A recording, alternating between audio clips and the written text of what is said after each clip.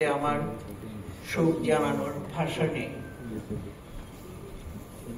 তার সাথে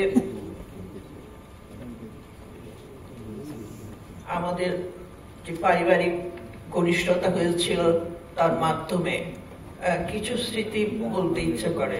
যেমন মনে করেন, প্রত্যেক ঈদে বা বকরিদের সময়ে তাদের বাড়িতে দুপুরে বকরিদের অনুষ্ঠানে আমাদের নিমন্ত্রণ ছিল সুনিশ্চিত।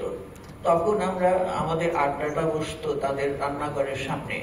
তখন ভাবি রান্না করছেন আর এদিকে আমরা আলাপ করছি। তো সেখানে আমাদের স্যার, আমাদের ভাই বদরুদ্দিন উমর ভাই, তিনিও থাকতেন, ভাবিও থাকতেন। তখন সারা ফালুদা সারাই সোহেলে অনেক ছোট, তখন তারা হয়তো অন্যভাবে ব্যস্ত থাকতো। তো এই পর্যায়ে আমি একটা জিনিস, শুধু সবাই অনেক বক্তব্য দিয়ে গেছেন, তার স্মরণে বিভিন্ন বক্তব্য বলে গেছেন, আমি হয়তো আর বেশি বক্তব্য বাড়াবো না। কমরেড বদরুদ্দিন উমরের স্ত্রী, আমাদের শ্রদ্ধেয়া ভাবি সুরাইয়া খানম পূবালী ব্যাংক মহিলা শাখার প্রধান হিসাবে দীর্ঘদিন অত্যন্ত কৃতিত্বের সাথে কাজ করেছেন। মনীষী বদরুদ্দিন উমরের পাশে এই মহীয়সী রানী সুরাইয়া খানম তার জীবন চলার পথ প্রশস্ত করে দিয়েছিলেন। তার পথ চলা সহজ এবং নিরাপদ করে দিয়েছিলেন তিনি। শ্রদ্ধা সুরাইয়া খানম ভাবিকে জানায় আমার আন্তরিক অভিবাদন এবং শ্রদ্ধা, ভালোবাসা। আশা করি তিনি সুস্থ থাকবেন, তার সুস্থ এবং স্বাভাবিক জীবন কামনা করি, তার দীর্ঘায়ু কামনা করছি। কমরেড উমরের প্রয়াণ যে শূন্যতা সৃষ্টি করেছে তা পূরণ হবার নয়, কিন্তু কোনো প্রকার হতাশায় আমাদের দমে গেলে চলবে না। অনেকেই বলে গেছেন বিপ্লবের নিয়ে বিভিন্ন থিওরি বা বিভিন্ন আলাপ আলোচনা হয়ে গেছে এর মধ্যে।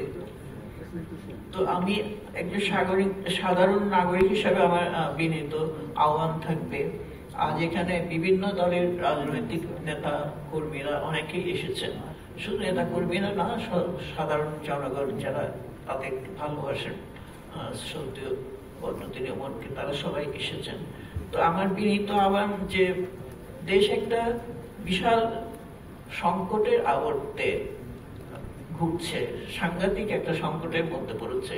এই সংকটের মধ্যে আসলে আমি মনে করি যে সেই প্রগতিশীল বলে নিজেদের যারা দাবি করেন, আর সমস্ত সাংগঠনিক চিন্তাভাবনা বা সাংগঠনিক বিভিন্ন ছোটখাটো, আমি দেখেছি একই সংগঠন দ্বিধাবিভক্ত হয়ে গেছে। আমার খুব দুঃখ ভাবে মনে পড়ে, আমরা যখন ছাত্র ইউনিয়ন বিভক্ত হয়ে যায়, অর্থাৎ পূর্ব পাকিস্তান ছাত্র ইউনিয়ন ভাগ হয়ে যখন মেনন গ্রুপ এবং মতিয়া গ্রুপ হয়ে গেল, তারপর মেনন গ্রুপ ভাগ হতে হতে বিভিন্ন অংশে বিভক্ত হয়ে গেল। তো এগুলির সবগুলির কি অর্থ ছিল, কি সাধারণ মাহাত্ম্য ছিল, এগুলো খুব কিছু আমি হয়তো বুঝিনি বা হয়তো কিছুটা বুঝেছি বা নিজেরাও অনেক কিছুতে অংশগ্রহণ করেছি। কিন্তু এখন মনে হয় যে দেশ এমন এক সংকটে, আমরা যারা প্রগতিশীল বলে মনে করি তাদের উচিত আজকে ঐক্যবদ্ধভাবে এই সংকট মোকাবেলা করতে এগিয়ে আসার জন্য। আমি তাই আপনাদের সেটাই আহ্বান জানাবো।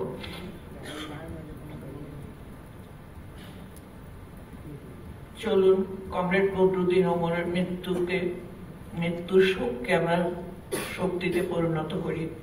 কমরেড বদরুদ্দিন উমর অমর হন। কমরেড উমরের স্মরণে আমার আন্তরিক অভিবাদন এবং লাল সালাম। সবাইকে ধন্যবাদ জানিয়ে শেষ করছি।